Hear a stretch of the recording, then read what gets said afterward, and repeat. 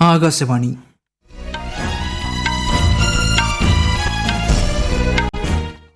നമസ്കാരം. വാർത്തകൾ വായിക്കുന്നത് കിരൺ ശങ്കർ.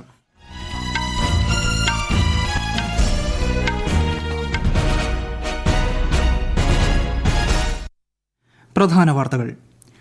അർദ്ധചാലക നിർമ്മാണ മേഖലയിലെ സുപ്രധാന കേന്ദ്രമായി ഇന്ത്യ മാറിക്കൊണ്ടിരിക്കുന്നതായി പ്രധാനമന്ത്രി നരേന്ദ്രമോദി. ഇന്ത്യയുടെ അതിവേഗ പുരോഗതി യുവജനങ്ങൾക്ക് കരുത്തു പകരുന്നതായും പ്രധാനമന്ത്രി. കടമെടുപ്പ് പരിധി സംബന്ധിച്ച കേരളത്തിന്റെ ഹർജിയിൽ ഈ മാസം 21-ന് വിശദവാദം കേൾക്കുമെന്ന് സുപ്രീംകോടതി. 3 ലക്ഷം കേഡറ്റുകളെ കൂടി ഉൾപ്പെടുത്തി NCC വിപുലീകരിക്കുന്നതിന് രാജ്യരക്ഷാമന്ത്രി രാജ്നാഥ് സിംഗ് അനുമതി നൽകി. നയാബ് സിംഗ് സൈനി സർക്കാരിന്റെ ഭൂരിപക്ഷം തെളിയിക്കുന്നതിനായി ഹരിയാന നിയമസഭയിൽ വിശ്വാസ വോട്ടെടുപ്പ് ആരംഭിച്ചു. സെപ്റ്റംബർ 17 ഹൈദരാബാദ് വിമോചന ദിനമായി ആചരിക്കാൻ തീരുമാനിച്ച് കേന്ദ്ര ആഭ്യന്തര മന്ത്രാലയം. ഇന്ത്യൻ സൂപ്പർ ലീഗ് ഫുട്ബോളിൽ കേരള ബ്ലാസ്റ്റേഴ്സ് ഇന്ന് മോഹൻ ബഗാനെ നേരിടും. വാർത്തകൾ വിശദമായി. അർദ്ധചാലക നിർമ്മാണ മേഖലയിലെ സുപ്രധാന കേന്ദ്രമായി ഇന്ത്യ മാറിക്കൊണ്ടിരിക്കുന്നതായി പ്രധാനമന്ത്രി നരേന്ദ്രമോദി. ചിപ്പ് നിർമ്മാണ മേഖലയിലെ പുരോഗതി രാജ്യത്തെ സ്വയം പര്യാപ്തതയിലേക്ക് നയിക്കുമെന്നും അനന്തമായ സാധ്യതകളാണ് ഈ മേഖലയ്ക്കുള്ളതെന്നും അദ്ദേഹം പറഞ്ഞു. ഗുജറാത്തിലും അസമിലുമായി നടപ്പാക്കുന്ന 1.25 ലക്ഷം കോടി രൂപയുടെ 3 സെമി കണ്ടക്ടർ പദ്ധതികളുടെ ശിലാസ്ഥാപനം ഓൺലൈനായി നിർവഹിക്കുകയായിരുന്നു പ്രധാനമന്ത്രി. ഇന്ത്യയുടെ അതിവേഗ പുരോഗതി യുവജനങ്ങൾക്ക് കരുത്തു പകരുന്നതായും അദ്ദേഹം പറഞ്ഞു. आज सेमी कंडक्टर मैन्युफैक्चरिंग से जुड़े करीब 1.25 लाख करोड़ रुपए के 3 बड़े प्रोजेक्ट का शिलान्यास हुआ है. ये भारत को सेमी कंडक्टर मैन्युफैक्चरिंग का एक बड़ा ग्लोबल हब बनाने में मदद करेगी. Made in India chip Bharat को आत्मनिर्भरता की तरफ से ले जाने में ये बहुत बड़ा सामर्थ्य पैदा करेगी. आज का ये कार्यक्रम देश के नौजवानों के सपनों का कार्यक्रम है. പിന്നാക്ക വിഭാഗങ്ങൾക്ക് വായ്പാ സഹായം ലഭ്യമാക്കുന്നതിനുള്ള ദേശീയതല പരിപാടിക്ക് പ്രധാനമന്ത്രി നരേന്ദ്രമോദി ഇന്ന് ഓൺലൈനായി തുടക്കം കുറിക്കും. PM സൂരജ് ദേശീയ പോർട്ടലിന്റെ പ്രകാശനവും അദ്ദേഹം നിർവഹിക്കും. ദുർബല വിഭാഗങ്ങളിൽ നിന്നുള്ള 1 ലക്ഷം സംരംഭകർക്ക് ചടങ്ങിൽ വായ്പാ അനുമതി നൽകും. വിവിധ കേന്ദ്ര പദ്ധതികളുടെ ഗുണഭോക്താക്കളുമായും പിന്നാക്ക വിഭാഗക്കാർ, ശുചീകരണ തൊഴിലാളികൾ എന്നിവരുമായും പ്രധാനമന്ത്രി സംവദിക്കും.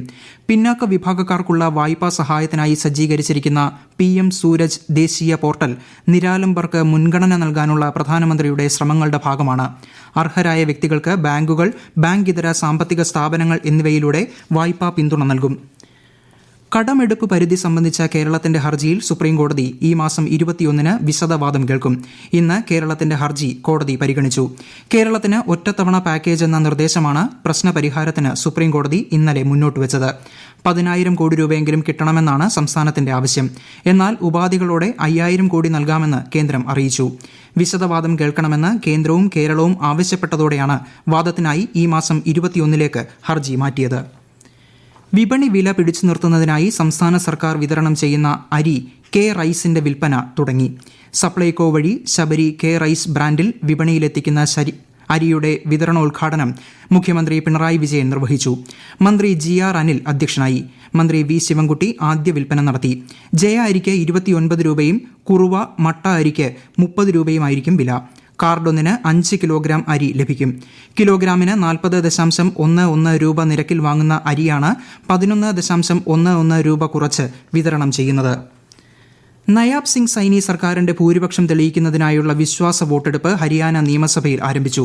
90 അംഗ നിയമസഭയിൽ 46 MLA-മാരുടെ പിന്തുണയാണ് ഭൂരിപക്ഷം തെളിയിക്കാൻ വേണ്ടത്. 48 പേരുടെ പിന്തുണയുണ്ടെന്നാണ് നയാബ് സിംഗ് സൈനി അവകാശപ്പെടുന്നത്. മനോഹർ ലാൽ ഖട്ടർ മുഖ്യമന്ത്രി സ്ഥാനം രാജിവെച്ചതിനെ തുടർന്നാണ് ഹരിയാന BJP അധ്യക്ഷൻ നയാബ് സിംഗ് സൈനി ഇന്നലെ സംസ്ഥാന മുഖ്യമന്ത്രിയായി സത്യപ്രതിജ്ഞ ചെയ്തത്. നിയമസഭയിൽ BJPക്ക് നിലവിൽ 41 അംഗങ്ങളാണ് ഉള്ളത്. 6 സ്വതന്ത്ര MLA-മാരുടെ പിന്തുണ സർക്കാരിന് ലഭിക്കുമെന്നാണ് ഭരണപക്ഷം പ്രതീക്ഷിക്കുന്നത്. സഭയിൽ നിന്ന് വിട്ടുനിൽക്കണമെന്ന് ചൂണ്ടിക്കാട്ടി BJP സഖ്യകക്ഷിയായിരുന്ന JJP MLA-മാർക്ക് വിപ്പ് നൽകിയിട്ടുണ്ട്. ഇതിൽ 2 പേർ വിപ്പ് ലംഘിച്ച് സഭയിൽ തുടരുന്നതായാണ് റിപ്പോർട്ടുകൾ. 3 ലക്ഷം കേഡറ്റുകളെ കൂടി ഉൾപ്പെടുത്തി NCC വിപുലീകരിക്കുന്നതിനുള്ള നിർദ്ദേശത്തിന് രാജ്യരക്ഷാമന്ത്രി രാജ്നാഥ് സിംഗ് അംഗീകാരം നൽകി. രാജ്യത്തുടനീളമുള്ള വിദ്യാഭ്യാസ സ്ഥാപനങ്ങളിൽ NCCയുടെ ഭാഗമാകണമെന്ന ആവശ്യം വർദ്ധിച്ചുവരുന്ന സാഹചര്യത്തിലാണ് തീരുമാനം. വിപുലീകരണ പദ്ധതിയുടെ ഭാഗമായി 4 പുതിയ ഗ്രൂപ്പ് ആസ്ഥാനങ്ങൾ സ്ഥാപിക്കുകയും 2 പുതിയ NCC യൂണിറ്റുകൾ കൂടി ആരംഭിക്കുകയും ചെയ്യും. മുൻ സൈനികരെ NCC പരിശീലകരായി നിയമിക്കുന്നതിനുള്ള നിർദ്ദേശവും പദ്ധതിയിൽ ഉൾപ്പെടുന്നു. ഈ വാർത്തകൾ ആകാശവാണിയിൽ നിന്ന്. ആകാശവാണി വാർത്തകളും വാർത്താധിഷ്ഠിത പരിപാടികളും all India radio news Thiruvananthapuram എന്ന യൂട്യൂബ് ചാനലിൽ ലഭ്യമാണ്. കൂടുതൽ വാർത്തകൾക്കായി @all India radio news Thiruvananthapuram എന്ന ഫേസ്ബുക്ക് പേജും @AER_News_TVM എന്ന എക്സ് ഹാൻഡിലും സന്ദർശിക്കാം. എല്ലാ വർഷവും സെപ്റ്റംബർ 17 ഹൈദരാബാദ് വിമോചന ദിനമായി ആചരിക്കുമെന്ന് കേന്ദ്ര ആഭ്യന്തര മന്ത്രാലയം വിജ്ഞാപനം ചെയ്തു. ഹൈദരാബാദ് വിമോചന പോരാട്ടത്തിനായി രക്തസാക്ഷികളായവരെ സ്മരിക്കുന്നതിലൂടെ യുവജനങ്ങൾക്കിടയിൽ ദേശസ്നേഹം വളർത്തുന്നതിനാണ് ദിനാചരണമെന്ന് മന്ത്രാലയം അറിയിച്ചു. ഇന്ത്യ സ്വതന്ത്രമായി 13 മാസത്തിന് ശേഷവും നിസാം ഭരണത്തിന് കീഴിലായിരുന്ന ഹൈദരാബാദിനെ ഓപ്പറേഷൻ പോളോ ദൌത്യത്തിലൂടെ 1948 സെപ്റ്റംബർ 17-നാണ് ഇന്ത്യൻ യൂണിയനിൽ ചേർത്തത്. ആകാശവാണി ദൂരദർശൻ വാർത്തകളുടെ നവീകരിച്ച വെബ്സൈറ്റുകൾ കേന്ദ്ര വാർത്താ വിതരണ പ്രക്ഷേപണ മന്ത്രി അനുരാഗ് സിംഗ് ഠാക്കൂർ ഇന്ന് ന്യൂഡൽഹിയിൽ പ്രകാശനം ചെയ്യും.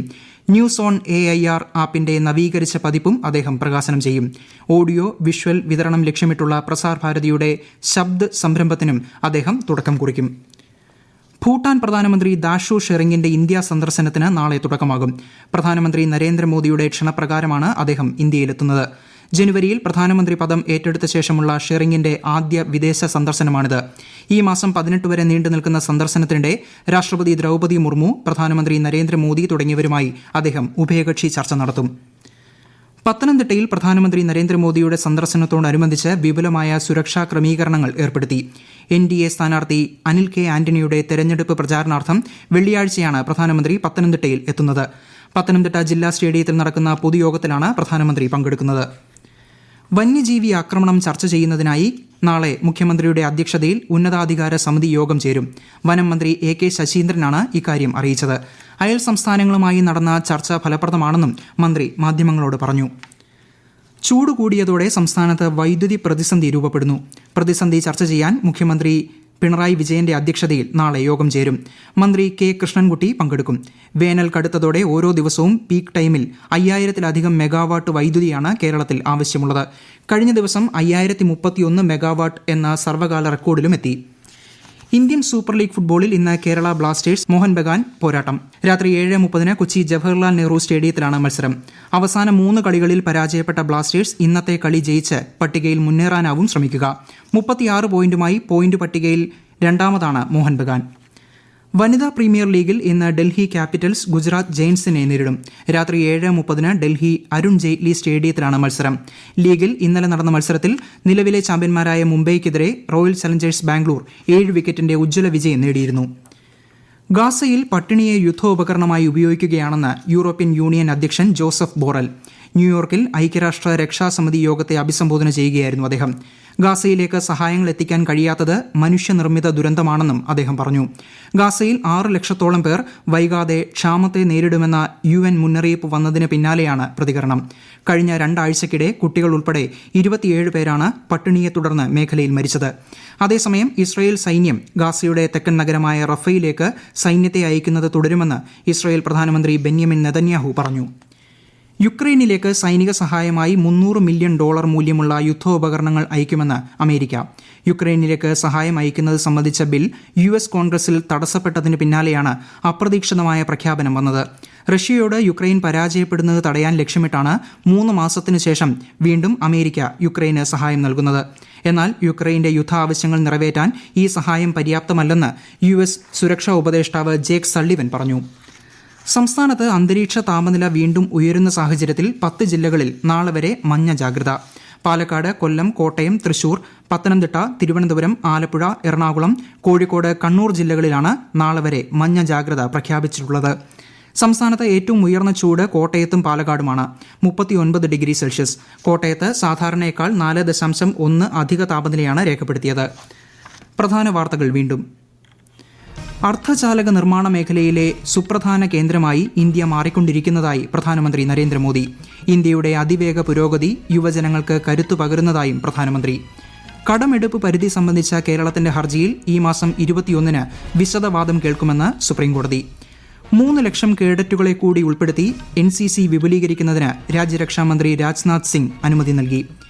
നയാബ് സിംഗ് സൈനി സർക്കാരിന്റെ ഭൂരിപക്ഷം തെളിയിക്കുന്നതിനായി ഹരിയാന നിയമസഭയിൽ വിശ്വാസ വോട്ടെടുപ്പ് ആരംഭിച്ചു. സെപ്റ്റംബർ 17 ഹൈദരാബാദ് വിമോചന ദിനമായി ആചരിക്കാൻ തീരുമാനിച്ച് കേന്ദ്ര ആഭ്യന്തര മന്ത്രാലയം. ഇന്ത്യൻ സൂപ്പർ ലീഗ് ഫുട്ബോളിൽ കേരള ബ്ലാസ്റ്റേഴ്സ് ഇന്ന് മോഹൻ ബഗാനെ നേരിടും. വാർത്തകൾ കഴിഞ്ഞു. അടുത്ത വാർത്താ പ്രക്ഷേപണം വൈകിട്ട് 6:30.